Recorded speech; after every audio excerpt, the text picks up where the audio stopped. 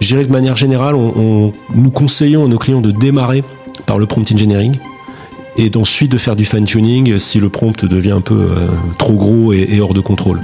Je dis ça parce que des fois les data scientists ont peut-être un peu trop tendance à se précipiter sur le fine-tuning. C'est pas forcément toujours l'approche la moins coûteuse et la plus rapide. Et voilà, effectivement, avec du prompt engineering un peu costaud, le caching devient intéressant. Bonjour et bienvenue sur Data Driven 101.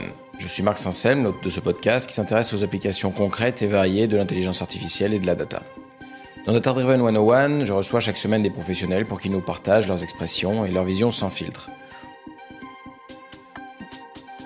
Aujourd'hui, je reçois Stéphane Hadinger, directeur des technologies chez AWS, Amazon Web Services, qui est une plateforme cloud complète et évolutive, offrant une large gamme de services pour aider les entreprises à innover et à se développer.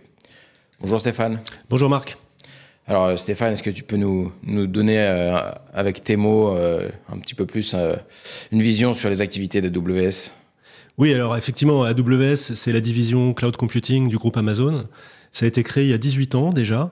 Et en fait, la principale valeur que viennent chercher nos clients sur AWS, c'est une capacité à innover plus vite, à gagner en agilité, mais en même temps à réduire leurs coûts, en même temps à accroître leur sécurité, accroître leur performance et accroître leur résilience. Et donc 18 ans d'existence, nous sommes présents en France depuis 2011. Et pour ma part, j'ai ce privilège, ça fait maintenant plus de 12 ans que je fais partie des équipes AWS en France pour accompagner les entreprises de toute taille. Ça va bien sûr des startups qui étaient historiquement les premiers clients à adopter AWS, les TPE, PME, jusqu'aux grandes entreprises du CAC 40. Oui. Alors, vous avez une vision particulièrement fine du marché, on va dire, de ce qui est demandé. Et au niveau de l'IA, vous m'avez partagé on va dire, la vision des grandes thématiques. Est-ce que vous pouvez nous en parler un petit peu ? Oui, alors déjà, quand on aborde l'IA, c'est amusant parce qu'il y a un certain nombre de clients, quand il y a vraiment eu l'avènement de l'IA générative, la découverte par le grand public il y a 2 ans, beaucoup de clients qui me disaient « Mais ah bon, Amazon, vous faites de l'IA ?»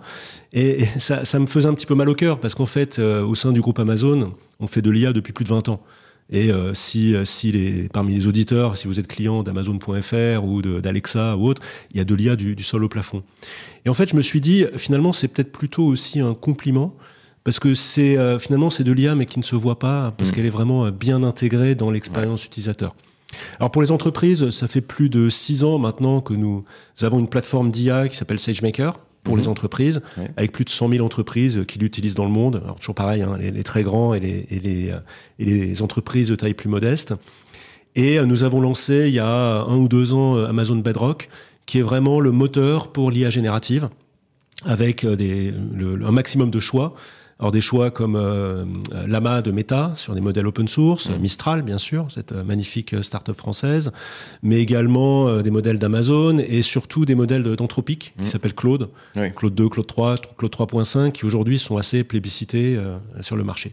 Sur cette offre que vous avez, on a on va dire les appels classiques via API. C'est quoi un peu les façons de consommer l'IA que vous proposez ? Est-ce qu'il y a plusieurs niveaux leur façon de consommer différentes. Oui, exactement. L'apport d'Amazon Bedrock, c'est qu'en fait, il n'y a rien à installer. Il n'y a pas à lancer des machines avec des GPU, à installer les frameworks, quoi que ce soit. C'est disponible juste en appel d'API. Et en fait, vous ne payez qu'au nombre de tokens en entrée et au nombre de tokens en sortie. Alors, si vous ne savez pas ce que c'est les tokens, en gros, les tokens, c'est des groupes de 3, enfin, c'est des mots ou des groupes de 3 ou 4 lettres. Ça permet finalement d'avoir une vision sur combien va coûter une requête et en fonction de la réponse, justement. Et on est très heureux puisque la semaine dernière, nous avions notre grand événement à Las Vegas, re:Invent. Donc, c'est notre événement mondial avec plus de 60 000 personnes. Et c'est l'occasion d'annonces, justement, sur Bedrock. Alors, la première grande annonce, c'était des nouveaux modèles d'Amazon, qui s'appellent Amazon Nova, qui ont la caractéristique d'être sur un niveau similaire aux grands dont on parle, comme Meta, Mistral ou Anthropic, mais 4 fois moins cher. Et on y voit quelque part la patte d'Amazon.com, la partie e-commerce, où les marges sont on va dire, faibles dans le retail en général. Autre grande annonce également, c'était le support de Poolside. Alors, vous ne connaissez peut-être pas encore ce nom-là, mais Poolside, c'est une merveilleuse start-up française qui a levé, je crois, 500 millions de dollars, quelque chose comme ça, et qui fait des modèles pour les développeurs. Et comme ils le disent, en fait, les modèles habituels que vous connaissez sont des modèles à qui on a montré du code. Et qui ensuite reproduisent le code qu'ils ont vu. L'objectif de Poolside, c'est d'apprendre au modèle à coder. Donc c'est d'aller de manière beaucoup plus profonde, non pas juste à répéter du code déjà vu, mais à avoir cette démarche que pourrait avoir un développeur. D'accord. Ok, ouais. Donc Poolside, ce qu'ils offrent, le lien avec AWS, c'est que globalement ils travaillent sur AWS pour développer leurs produits, c'est ça? Alors effectivement, il y a à la fois la partie apprentissage, puisqu'ils ont annoncé qu'ils utilisent 10 000 GPU, je crois que c'est des H100 de NVIDIA, donc on est dans le haut du panier. Ouais. Et ce qui les met je crois, dans le top 10 des plus grosses plateformes, en tout cas en nombre de GPU. Ouais. Et donc ces GPU fournis effectivement par AWS. Et par ailleurs également la commercialisation. Donc ils ont différents modèles de commercialisation sur le marché. Mais c'est le fait, là encore, d'être bientôt disponible, donc au premier trimestre 2025, dans Amazon Bedrock, qui permettra à tout un chacun d'utiliser du Poolside en quelques secondes et avec un paiement à l'usage. Ouais, très intéressant. Et alors, donc, pour revenir sur les grandes thématiques des différentes années, alors, qu'est-ce que vous voyez chez les clients comme demande principale? Oui, alors, si je zoome un petit peu sur l'IA, en tout cas l'IA générative, on va dire les clients et les DSI me posent en gros 3 grandes questions. La première question, c'est comment s'assurer que les modèles répondent des choses qui ont de la valeur pour le métier et qui soient cohérentes. Ce que je veux dire par là, c'est que pour ceux qui ont essayé de l'IA générative, les modèles ont un mal fou à dire qu'ils ne savent pas. Et dans le cas où ils n'ont pas l'information, ils ont une tendance à inventer des réponses, ce qu'on appelle des hallucinations. Et vous imaginez bien que si vous avez un chatbot pour vos salariés ou pour vos clients, que le modèle se met à halluciner, à inventer des réponses, c'est très embêtant. Ouais. Donc comment justement lutter contre les hallucinations? Il y a beaucoup de méthodes. Il y en a une qui s'appelle le RAG, le Retrieval Augmented Generation, qui consiste en fait à indexer l'ensemble des documents de l'entreprise et ensuite à alimenter le modèle avec de la connaissance qui vient de l'entreprise. Et donc des choses qu'on a intégrées dans les services. La deuxième, donc première question, c'est vraiment l'acuité des réponses. Deuxième grande question, c'est la sécurité, bien sûr, parce qu'il s'agit d'alimenter les modèles avec les informations les plus sensibles de l'entreprise. Ouais. Donc là-dessus, nous apportons bien sûr toutes les réponses, comme d'habitude, au sein d'AWS. Alors, la sécurité est la première priorité chez AWS. Et ça prime absolument sur tout. Et l'IA générative ne change pas ça. C'est-à-dire que les modèles sont privatisés, sont chiffrés, sont isolés. Et les données, les prompts, enfin tout ce que font les clients sur la plateforme reste leur propriété, ne sont partagés ni avec les salariés d'AWS, ni avec les fournisseurs de modèles. Et le troisième grand thème, c'est combien ça coûte. Et j'ai vu beaucoup de clients qui avaient démarré avec d'autres plateformes des tests d'IA générative. Et donc, ils ont fait des POC, comme on dit, des proof of concept. Et ils ont commencé alors, les résultats étaient plus ou moins satisfaisants, mais ils ont commencé à les déployer à l'échelle. Et on va dire là, souvent, quand la facture mensuelle a dépassé les 50 000 $, vous avez le directeur financier qui est arrivé en disant qu'est-ce qui se passe? On va pas pouvoir déployer ça à plus grande échelle. Donc le combien ça coûte est évidemment une question absolument centrale. Il y a aussi l'autre question corollaire qui est combien ça consomme d'électricité et de ressources, bien sûr, pour la décarbonation. Et là, c'était l'occasion pour nous d'annoncer également des puces, donc des chips, des GPU, fabriqué par AWS, qui s'appelle Trainium. Alors, on est à la génération 2, Trainium 2. Et donc, c'est une alternative à NVIDIA. Et AWS continue à proposer du NVIDIA, bien sûr. Mais ce que j'ai noté sur Trainium 2, ça permettait, par exemple, à Anthropic ou à Llama d'être 60% plus rapide que sur des plateformes NVIDIA. Ouais. Donc, déjà, en termes de vitesse, c'est appréciable. Et aussi d'être entre 30 et 40% moins cher sur de l'apprentissage. Et j'insiste là-dessus parce que quand on est, prenez Anthropic, qui a leur coût d'apprentissage est probablement proche des centaines de millions d'euros, faire moins 30 ou moins 40%, c'est pas une erreur d'arrondir. Ouais, c'est absolument massif. Et sur, je m'arrête un peu sur le Alternativa NVIDIA. Déjà, est-ce que vous les vendez ou c'est simplement des puces que vous utilisez justement pour servir? Est-ce qu'il y a un modèle de vente? Est-ce que c'est ça l'objectif? Non, c'est vraiment un service. Donc c'est uniquement justement, nous fournissons des machines virtuelles, des serveurs qui contiennent ces puces et qui sont vraiment complètement intégrés à l'ensemble. Ok.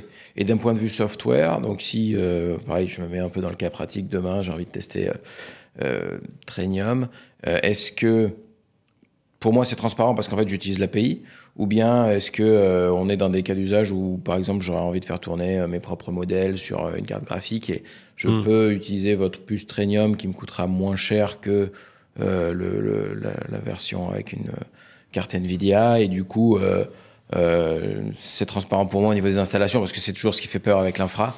Alors transparent, peut-être pas complètement, j'aimerais bien, hein, mais après ça dépend à la fois aussi des frameworks. On a des frameworks comme Neuron ou d'autres qui rendent la chose la plus simple possible. Il se trouve que Nvidia est aussi bien sûr très présent dans les environnements de développement. Donc il y a un travail effectivement de portage, mais qui, je pense, en vaut la chandelle, puisqu'on a vu justement être 60% plus rapide et 30% moins cher, c'est un effort qui se vaut. Bah oui. Et les architectures sont un petit peu différentes aussi. Il y a toute une keynote pour nos auditeurs de Peter DeSantis qui montre aussi que l'architecture interne de Trainium est différente et plus adaptée en fait à la fois à l'apprentissage et à l'exécution de ces très très larges modèles. D'accord. Ouais, il y a une tendance qui ressort beaucoup chez tous les gens qui ne sont pas OpenAI et veulent servir des modèles, qui est d'utiliser la même API que OpenAI, ce qui permet ensuite d'utiliser la librairie d'appels d'OpenAI et de juste changer le endpoint. Et notamment pour faire tourner des modèles en local avec VLLM, ce genre de choses, on peut faire ce genre d'artifice. Est-ce que c'est des choses qui seraient possibles avec du coup une puce Trainium, si on veut s'interfacer à cet endroit-là? Bien finalement, sûr. On change pas le reste du code, on change juste le endpoint NVIDIA. Oui, alors pour le coup, oui. Et en fait, ça fait partie justement des offres, comme j'ai cité. Donc, ce portage sur Trainium 2 en inférence, il a été fait. Ce qui est déjà disponible, c'est sur Llama 3.2 et sur Claude 3.5 Haiku. Et en fait, c'est une option. C'est quand on utilise l'API sur Bedrock, on prend l'option standard ou l'option accélérée. Okay. Donc, avec une tarification qui va avec. Alors, c'est via Call API que c'est intégré. Ouais. Okay. Et alors, bien sûr, il y a des travaux un peu plus globaux pour uniformiser les API entre les différents modèles. Ouais. Ce qui est intéressant, c'est on a eu un témoignage en France de Veolia qui a créé sa propre plateforme, déjà il y a 18 mois, qui s'appelle SecureGPT, qui était justement pour éviter d'avoir on va dire un déploiement incontrôlé de modèles sur Internet. Et ce qui est intéressant, c'est qu'ils ont ils laissent le choix en fait à l'utilisateur d'utiliser OpenAI, d'utiliser Anthropic Claude ou d'autres. Et ils se sont rendus compte finalement au bout d'un moment que c'était Claude d'Anthropic qui était finalement le choix du public. Ouais. Et ils ont mis ça par défaut. Aujourd'hui, plus de 80% des requêtes qui sont faites sur cette plateforme-là sont faites avec Claude d'Anthropic. Et ce qui est aussi intéressant, c'est que là, on est sur un cas d'usage de productivité individuelle.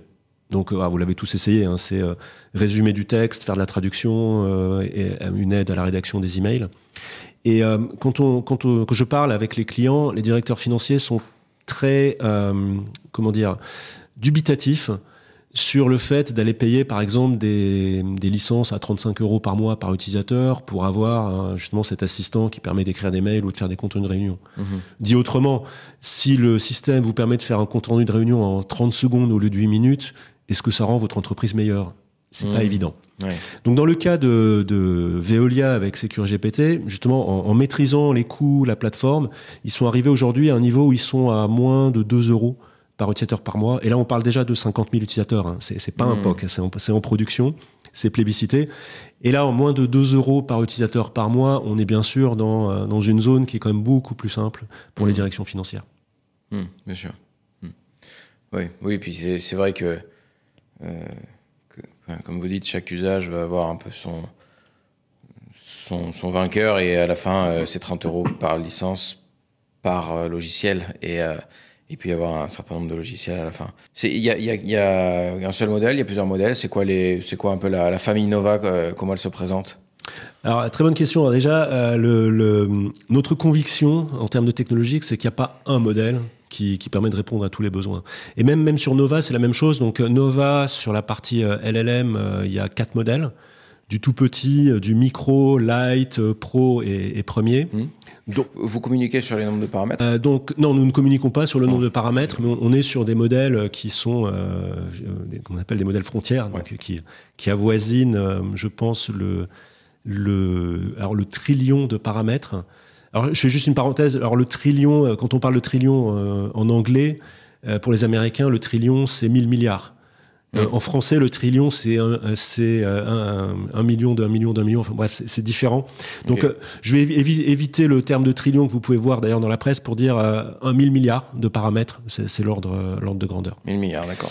Mais en réalité, ce qu'on voit, c'est que... Alors ça, c'est les LLM. Il y a aussi 2 modèles, Canva et Reel, pour faire des images ou pour faire de la vidéo. Et quand on voit la taille de modèle... Là encore, notre conviction, c'est d'utiliser le meilleur modèle pour un usage particulier. Et des fois, je vois des clients qui me disent quel est le meilleur modèle sur le marché. Alors, on peut avoir des opinions, hein. Mais en réalité, c'est pas la bonne question. Et je vais faire un parallèle. Si vous êtes dans l'informatique, vous ne demandez pas à un fournisseur de base de données donnez-moi la meilleure base de données du monde. Il va vous le faire, mais le tarif, le prix, le coût sera juste prohibitif. Dans les LLM, c'est pareil.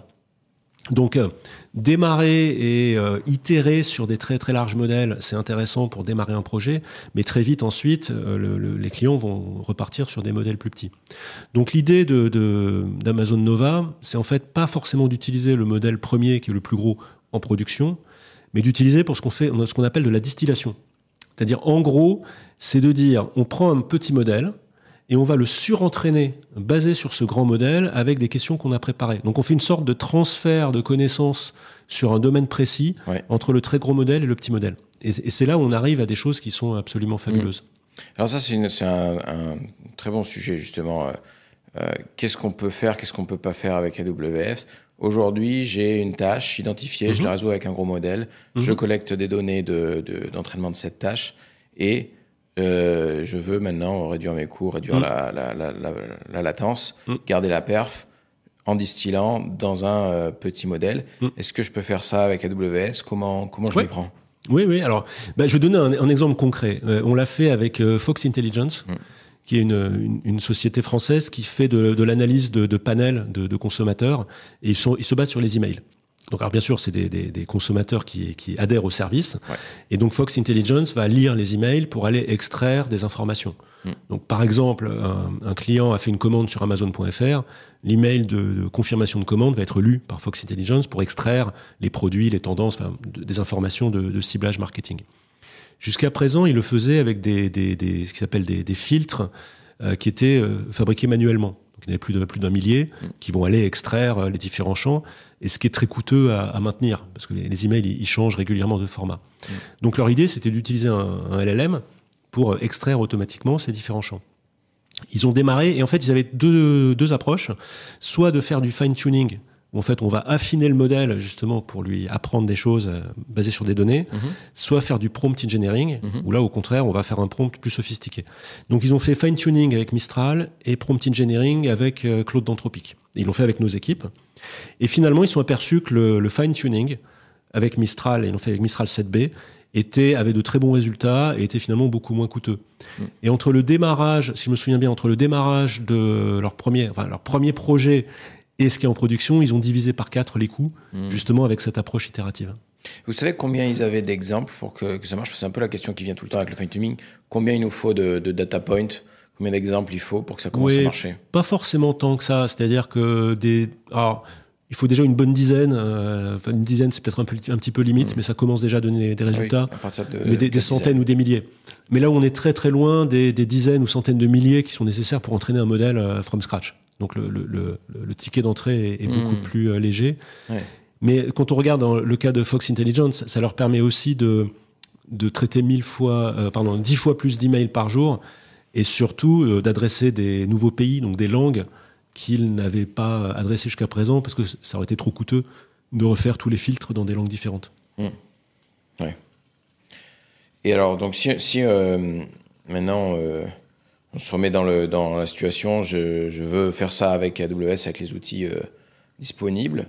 La partie fine-tuning, c'est possible de le faire avec vous. Ouais. Quel est le niveau de pré-mâchage du travail que vous faites? Est-ce que je pars d'une EC2 avec un GPU et je fais un fine-tuning dessus? Est-ce qu'il y a des outils un peu plus plug and play pour faire ça? Oui, ce serait dommage. C'est possible de partir d'une EC2, mais ce serait dommage. Alors, j'irais même en amont, ce qui est intéressant, je pense, c'est de s'entourer de partenaires. Alors, on a une petite équipe prototyping chez AWS et on a justement accompagné Fox Intelligence avec cette équipe-là. Mais on a aussi des partenaires, alors bien sûr, comme des exemples, et c'est pas exclusif, mais comme Capgemini qui a tout un savoir-faire, mais aussi SIA Partner qui est ultra spécialisé dans l'IA ou Devoteam Revolve, il y en a beaucoup. Et ça permet d'être un accélérateur justement sur cette démarche. Maintenant, sur le fine-tuning, c'est intégré dans Amazon Bedrock. Donc en fait, vous choisissez votre modèle, reprendre un Anthropic Claude Haiku par exemple, et vous avez la fonction fine-tuning. Donc vous uploadez vos données, vous faites le fine-tuning, et ensuite vous avez votre modèle prêt à l'emploi. Ok, ouais, on peut même fine-tuner des modèles propriétaires. Oui. C'est intéressant. Donc oui, tout à fait, ouais. On verra jamais la couleur des poids, mais ils sont là et ils sont déjà... Exactement. Ok, super. Exactement. Et alors, question, ensuite, vous servez via Bedrock donc mon modèle personnalisé. Ça, comment ça fonctionne? C'est toujours une facturation à l'usage, au token? Oui. Okay. Oui, c'est vraiment le but. Alors ensuite, il y a des systèmes de réservation. Vous pouvez aussi, donc, si vous connaissez votre cas d'usage et vous savez que vous avez on va dire un matelas d'appels que vous allez faire de manière très régulière. Donc il y a moyen déjà de pré-réserver de la capacité sur Amazon Bedrock pour éviter toute mauvaise surprise de problèmes de capacité et aussi d'avoir des réductions tarifaires qui sont liées à un engagement en volume. Mais ça, qui est une constante qui est vraie sur l'ensemble de nos services, ça reste à l'usage, mais si vous savez vous engager sur un volume, sur une certaine période, on est capable de vous faire un discount sur le prix. Ouais. Mais alors du coup, sur de l'usage, enfin une facturation à l'usage pour un modèle perso, forcément derrière il y a tout un jeu d'allumer le serveur, éteindre le serveur, etc. Globalement, comment ça se traduit? Est-ce que sur le premier appel, il y a une latence plus forte? Comment... Alors, j'ai pas essayé. Je ne crois pas, parce qu'en fait, les latences, enfin, le fait juste de charger la partie fine-tuning est comme une quantité de données assez négligeable par rapport à la taille du modèle et par rapport aussi au temps d'inférence.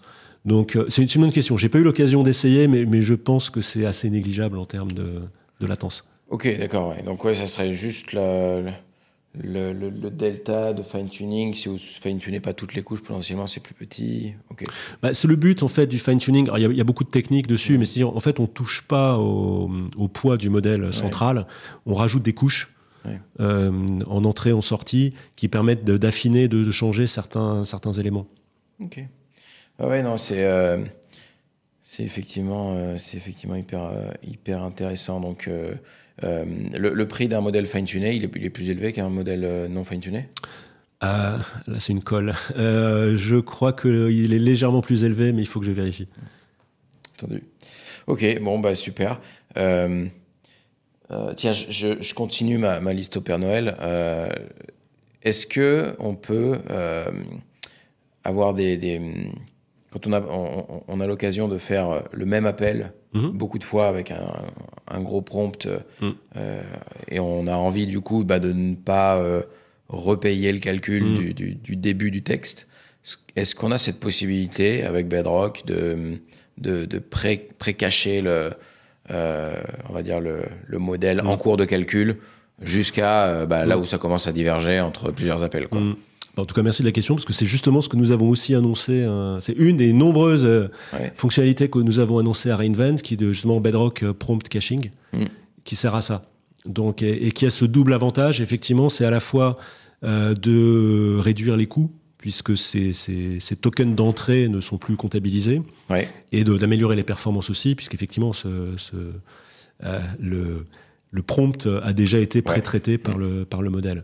Et on voit ça assez souvent. En fait, ce qui est intéressant, c'est que, comme je le citais sur Fox Intelligence, on a vraiment ces deux approches, fine-tuning et prompt engineering.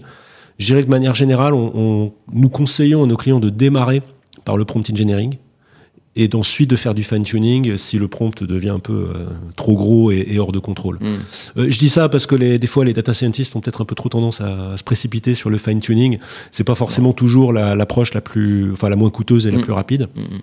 Et voilà, effectivement, avec du prompt engineering un peu costaud, le caching devient intéressant. Ok. Et est-ce que c'est quelque chose de manuel? Parce que je sais que selon les providers d'IA, il y a des philosophies différentes. Il me semble qu'OpenAI le fait sans le montrer.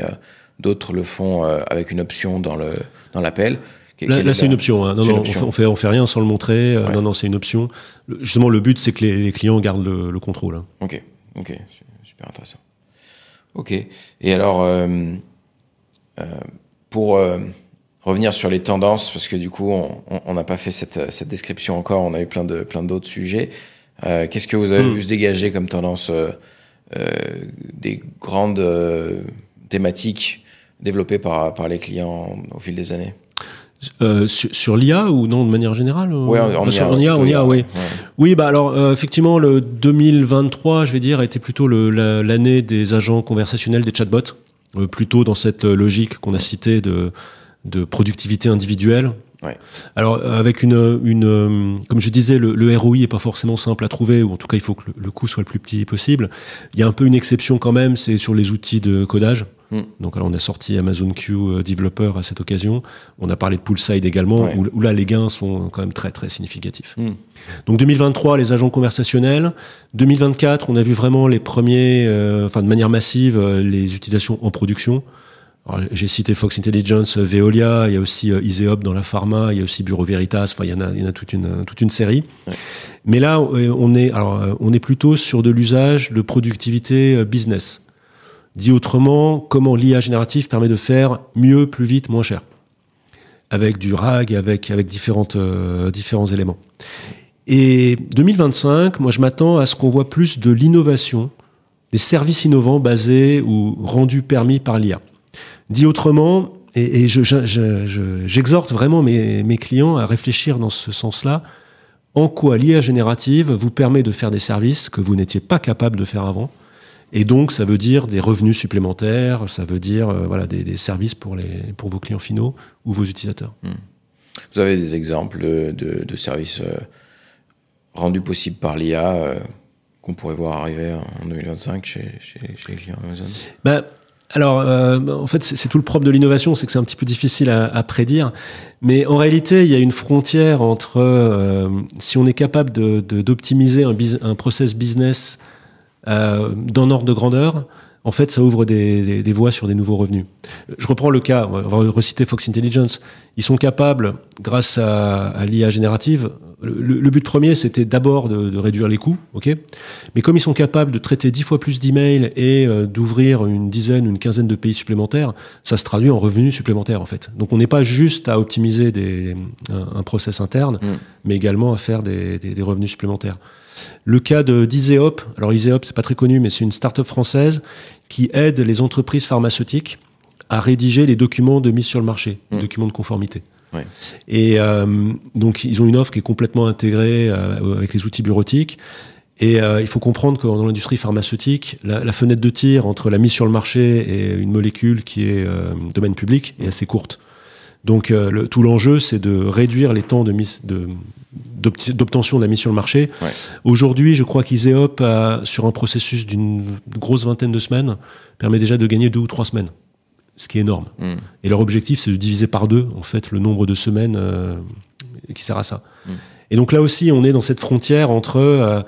ça permet d'aller plus vite, mais en réalité, du coup, ça permet d'avoir un impact de revenus qui est significatif. Ouais.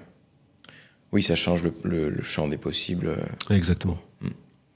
Et alors, sur les années du coup passées, 2023, donc les ChatGPT-like, si je comprends bien, c'est quoi la taille minimale, on va dire, pour une boîte pour pouvoir mettre en place son propre ChatGPT-like, c'est-à-dire en fait son interface qui est cloisonné en termes de données, où tout se passe vraiment sur des serveurs propres à la boîte, quoi, même s'ils sont chez Amazon. Il n'y a pas de taille minimale. C'est ça la beauté du cloud. C'est ça notre approche, qui est toujours une approche de démocratisation de la technologie, pour faire en sorte qu'une société, même unipersonnelle, ait accès aux mêmes technologies. Donc pour ça, vraiment, en outils complètement packagés, nous avons Amazon Q, notamment Amazon Q Business, qui est exactement ça, qui est un agent conversationnel, un chatbot, que ensuite vous pouvez facilement intégrer à l'ensemble de vos données d'entreprise, à du Salesforce, à toute la bureautique Microsoft, à du Box, et ainsi de suite. Donc en fait, vous alimentez cet agent, ce Amazon Q, avec votre source de données, et vous avez instantanément un chatbot qui connaît votre entreprise et qui connaît vos process. Ok. Alors, d'un point de vue de la contrainte légale sur ces données, sur ces histoires de données, de sécurisation, etc. D'un côté, les données personnelles, le RGPD, de l'autre côté, les données, par exemple, de santé. Il y a des normes, il y a plein de choses. Est-ce que si on met en place un cas d'usage IA qui fait des appels à Bedrock sur n'importe quel modèle de AWS, est-ce que je suis en règle, si c'est des données personnelles, est-ce que je suis en règle vis-à-vis du RGPD, moyennant le fait que j'ai le droit de faire cet appel, bien sûr, mais je veux dire, si j'ai le droit de le faire, est-ce que l'envoi est en règle, et si jamais c'est des données de santé, est-ce que je suis en règle? Alors, moi, je ne peux pas vous dire si vous êtes en règle. Mais ce que je peux vous dire, c'est qu'il n'y a pas de problème à utiliser les services AWS pour ça. Ouais. Nous sommes conformes avec l'ensemble des exigences du RGPD depuis avril 2018, donc depuis même un mois avant la mise effective du RGPD.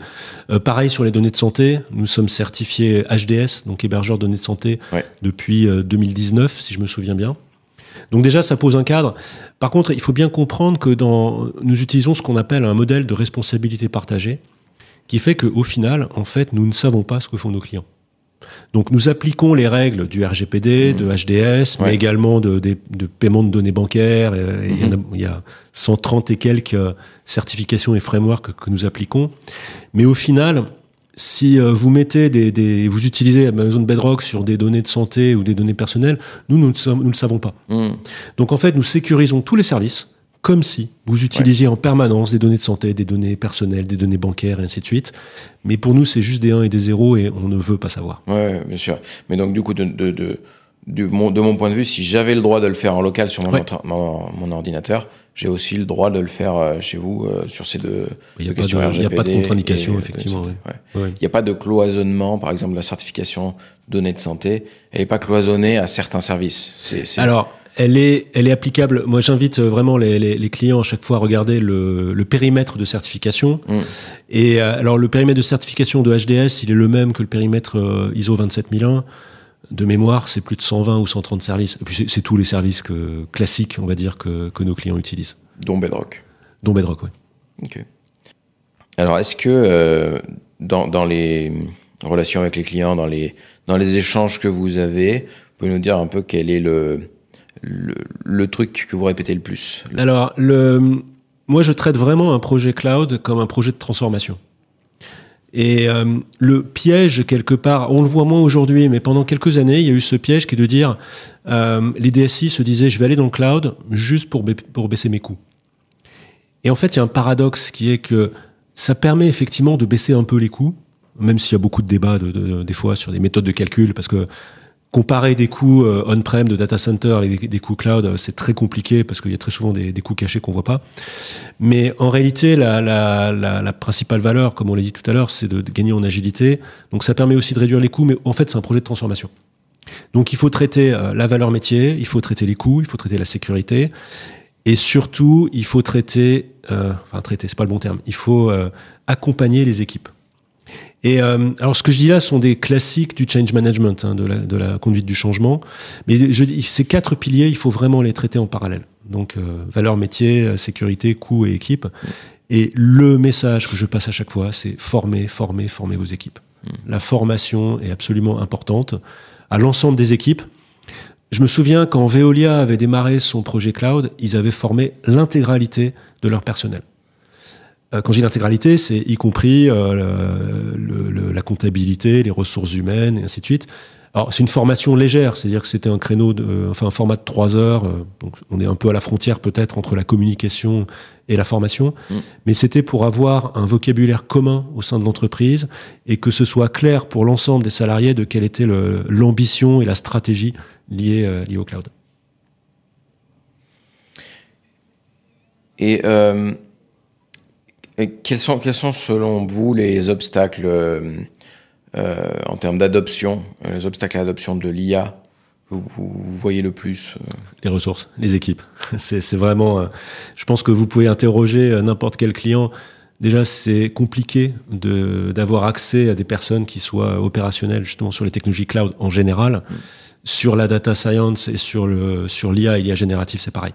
Donc les ressources sont rares. C'est d'autant plus une raison justement pour former des personnes. On a pris cet engagement d'ailleurs auprès d'AWS France de former 600 000 personnes sur les technologies du cloud et les technologies de l'IA parce qu'aujourd'hui il y a un manque en tout cas de ressources. Alors quelles erreurs classiques vous pouvez nous partager avec le cloud en général, l'IA en particulier Alors, l'erreur classique sur les projets d'IA, je vais dire, c'est de démarrer sur un projet difficile qui apporte peu de valeur. C'est peut-être un peu compliqué de le dire comme ça, mais chaque fois qu'il y a un projet, on peut prendre une matrice toute simple, de dire quelle est sa difficulté de faisabilité, mettez ça sur un axe, et quel est son impact métier sur un autre axe. Et des fois, on a vu des projets qui voulaient se lancer sur... Par exemple, un chatbot pour accélérer l'accueil des nouveaux recrutés dans l'entreprise, avec des questions RH, avec des questions informatiques, ainsi de suite. Alors, c'est un projet qui est en fait très difficile, parce qu'on mixe des questions RH. Alors, comme on l'a vu tout à l'heure, halluciner sur des questions RH, c'est pas une bonne idée. Si on se met à raconter n'importe quoi, c'est pas bien. Et 2, on n'est peut-être pas au cœur de la valeur métier de l'entreprise. C'est-à-dire que si effectivement on rend l'expérience des nouveaux arrivés plus efficace, c'est pas quelque chose que vous allez pas passer en comité exécutif pour présenter ce projet-là. Donc je titille un petit peu mes clients à chaque fois pour dire est-ce que votre premier projet a un impact suffisant pour passer en comité directeur ou en comité exécutif et pouvoir dire à l'ensemble des directeurs voilà, on a fait ce projet et ça apporte ça comme valeur à l'entreprise. C'est un peu cette notion de quick win. C'est qu'il faut que les premiers projets soient suffisamment positifs en termes de valeur pour enclencher justement cette démarche de transformation. Ok. Alors, est-ce que vous avez une opinion à partager? Mon opinion, c'est qu'il faut y aller maintenant. C'est que vraiment, toute cette vague de data, d'IA générative, il est absolument crucial que les clients, s'ils n'ont pas déjà démarré, qu'ils démarrent parce que c'est vraiment au cœur de la compétitivité de demain. Et pour terminer, est-ce que vous auriez une recommandation de personnes à inviter dans un prochain épisode de Data Driven 101? Alors, on a beaucoup parlé de Poolside. Je pense que ce serait intéressant de les inviter, justement, parce que avoir un modèle qui est dédié aux développeurs, ceux qui créent du code et qui maintiennent du code. Et je pense que ce serait intéressant qu'ils puissent un peu lever le voile sur ce que ça signifie en termes d'apprentissage. Merci Stéphane. Merci Marc. Vous venez d'entendre Stéphane Hadinger, directeur des technologies chez Amazon Web Services.